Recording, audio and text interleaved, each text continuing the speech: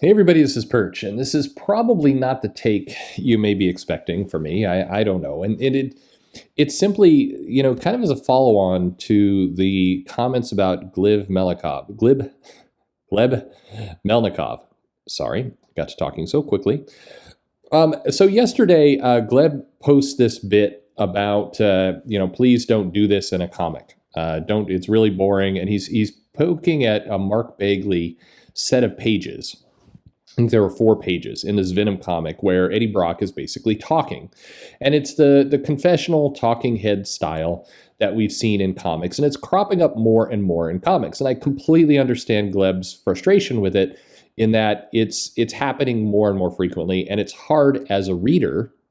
And this is one area that the comic industry may not quite understand this. As a reader, it feels frustrating and annoying to get this showing up more and more. It feels like laziness, particularly when backgrounds are repeated and other things. Now, to be fair, it's not all laziness because these heads are often redrawn and they're redrawn with different expressions and different mouth movements and everything else. So it isn't like somebody is cutting and pasting the face. That does happen from time to time, certainly in some comics. Some of the Mitch Gerard's comics have used a heavy amount of copy and paste, or it looks like that anyway. But regardless, it isn't like the artist in most cases is being lazy. They are drawing all that. Remember that giant kind of double page spread, the Bendis spread with all the Avengers characters on there? Well, he still drew all the Avengers, not Bendis, of course, but John Romita Jr. And so it's not, but the impression that readers get, and this is one of those areas where I know a lot human beings have trouble understanding this concept, is even if you don't agree with something, others might believe something you don't agree with, and you not agreeing with it does not magically change their view. So if readers are frustrated with this style or think it's lazy, even if you sit down and prove to them, even if you film the artist on speed motion, you film Mark Bagley drawing each one of these things. I think Mark Bagley on speed motion is pretty much just Mark Bagley in general. But anyway, if you film all this time going into this, it's not going to change the feeling that readers get that they're being conned in some way. That's how a lot of people view the talking head pages. For better or worse, you could love that or hate it, but just screaming that it's not true is not going to change a single mind. So at any rate, this whole controversy got stirred up. And I have a lot of, it's really shown, it's one of those examples in a bottle of the worst of what comics is, because you can kind of point to everybody as making a mistake here. Gleb Melnikov is the artist on a DC book, Jenny Hex. And the promotion and the hype for Jenny Hex is completely gone. I mean, this isn't a book that was going to sell particularly well, but you had that weird, awkward interview over on Newsarama. And then you had, the artist is picking a fight about talking head pages. And, the idea of, hey, we should sell this comic book, completely lost in the picture throughout all this. So it's hard to get a lot of sympathy going because the job at hand, the actual promoting, getting the word out for this book is being lost in all this. It's also worth noting that, Gleb has to know at this point that this is an extremely catty and extremely possessive and extremely petty industry of people. And if you attack the wrong sacred cows, you are going to get massacred. In this case, he's attacking. What was weird is he's showing Mark Bagley art, but Donny Cates is the one that everybody immediately jumped in front of the bullet like somebody was throwing shade at Donny Cates. And so that's where a lot of this, we've got to defend our own, comes in.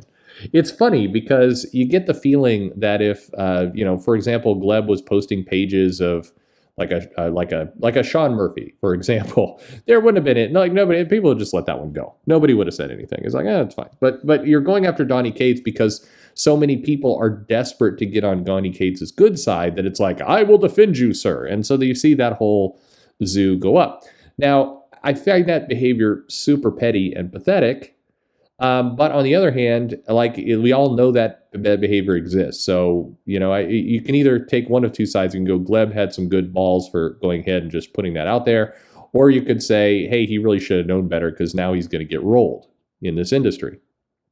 Which same, he's got a crisp, like an early Chris Backlow kind of style that I like. I actually think his work is quite good. He's a good artist, but he is definitely going to get slammed now. Meanwhile, as long as we're going down the list of terrible things, Bleeding Cool immediately jumps on it and like writes multiple articles out of it to try and maximize the amount of trouble that they could create out of all this. That is absolutely on brand for Bleeding Cool, where they want to just keep this thing going as far as possible, and they are always happy to jump into the, hey, let's tar and feather somebody in the industry who's not on the in crowd and just get everybody really riled up about it, which is what they proceeded to do.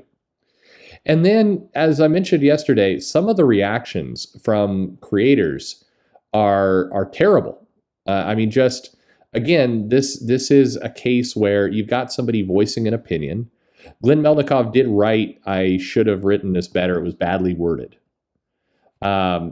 Keep in mind, the original text, which people have now picked over to death, is please don't do this. Please don't do this. You have 20 pages of superhero comic. You don't want to waste 3 of them on the exact same face over and over again. That burning criticism, that flame, that absolute most toxic, vile comment of please don't do this was enough to get all kinds of people to basically try and run this guy out of the industry. And probably, most so, Chris Conroy, who is a senior editor at DC Comics, writes, there are some people here on Al Gore's internet today who are really, really, really, really, all caps, really lucky that the professional expectations prevent me from popping the absolute fuck off in public.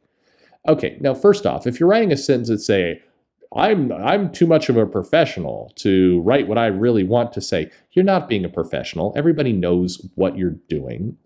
And when he says, here's what I'll say, remember, it's not the conspiracy, it's a cover-up. Well, it's never the dumbass tweet, it's always the doubling down. That's when you show your real character or lack thereof, and that's when you do things that can't be undone. And when I hire someone, I hire them for their craft, but I also try and hire them for their judgment. If that's what you try and do, you've absolutely failed at your job on multiple fronts, because you hire people that are complete and absolute assholes online. I'm just saying, as an editor, I can give notes on a layout and make it better, but I can't make whatever is going on in your brain better. So Chris Conroy basically is alluding completely, zero, misunderstandings about who he's alluding to here. And how in the world do you have a senior editor at DC writing stuff like this? It's just gross. And then, I just, if you're DC, like, why in the world would you want this guy in charge of anything? Just no. You terrible. Just terrible judgment. This whole situation is sad because it's an indication of all the parts doing it wrong. You had somebody post something.